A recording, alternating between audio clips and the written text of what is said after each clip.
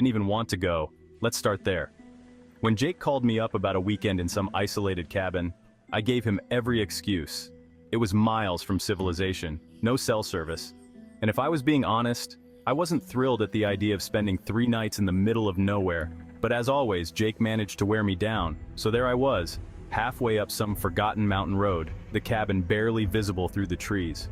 When we arrived, I immediately felt uneasy. The place was a mess of dark, weathered wood, like it had been abandoned for years. The air around it was thick, heavy, as if even the wind refused to pass through. The windows, which should have been the cabin's eyes, were instead blackened, empty holes, a place forgotten by time. Perfect, right? Jake had grinned as he hopped out of the car, stretching his arms like he'd just found paradise. I forced a laugh, but something in my gut twisted. It wasn't right. The first night was uneventful, at least in the beginning. We drank beers, made jokes, and lit a fire that did nothing to fight the creeping cold.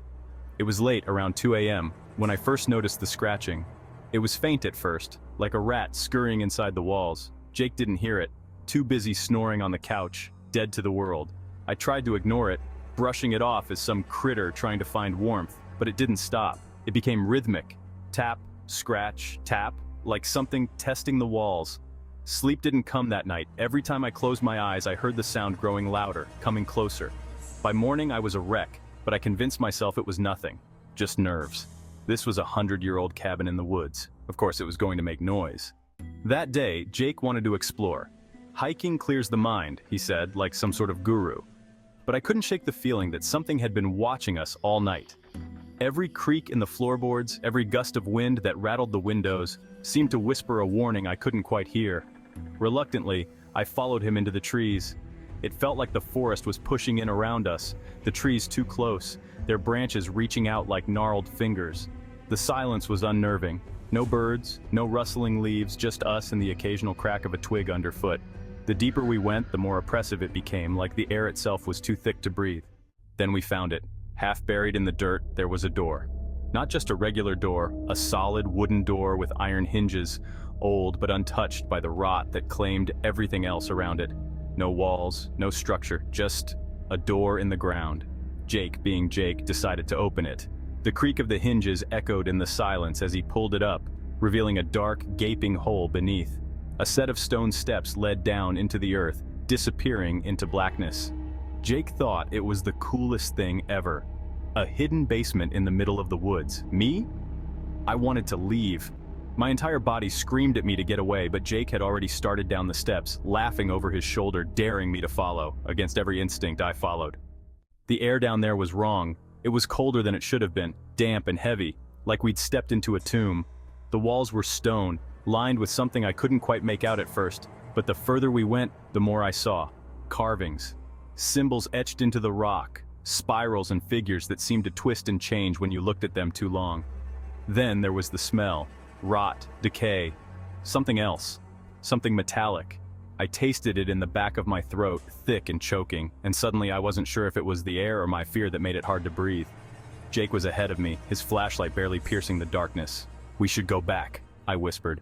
My voice didn't even echo. It was swallowed by the dark. He didn't answer. Instead, he kept walking, deeper into the pit until we reached the end. It wasn't a room, not really.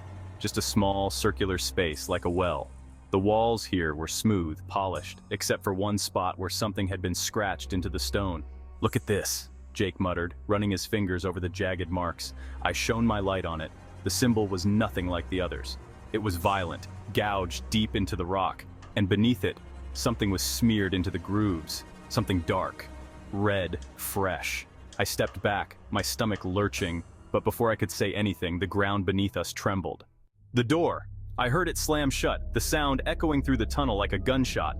Then a whisper, not Jake, not me, a voice, low and guttural, rising from the walls themselves. It was speaking in a language I couldn't understand, but I didn't need to. I knew what it meant. Run.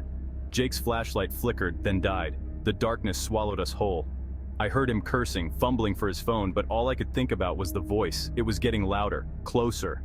Something was down there with us. I turned and ran. I didn't even wait for Jake. I bolted up the steps, my hands scraping against the cold stone as I scrambled for the exit. Behind me, I heard Jake's footsteps pounding and something else. A dragging sound, slow and deliberate, following us up the stairs. The door wouldn't budge.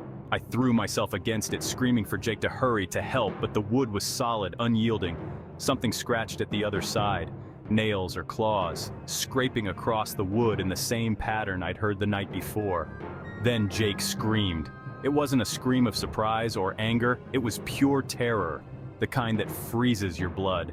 I turned, but I couldn't see anything in the dark. Just the sound of something wet and heavy hitting the ground, and Jake's voice, gurgling, choking on something that was no longer air. I don't know how I got out.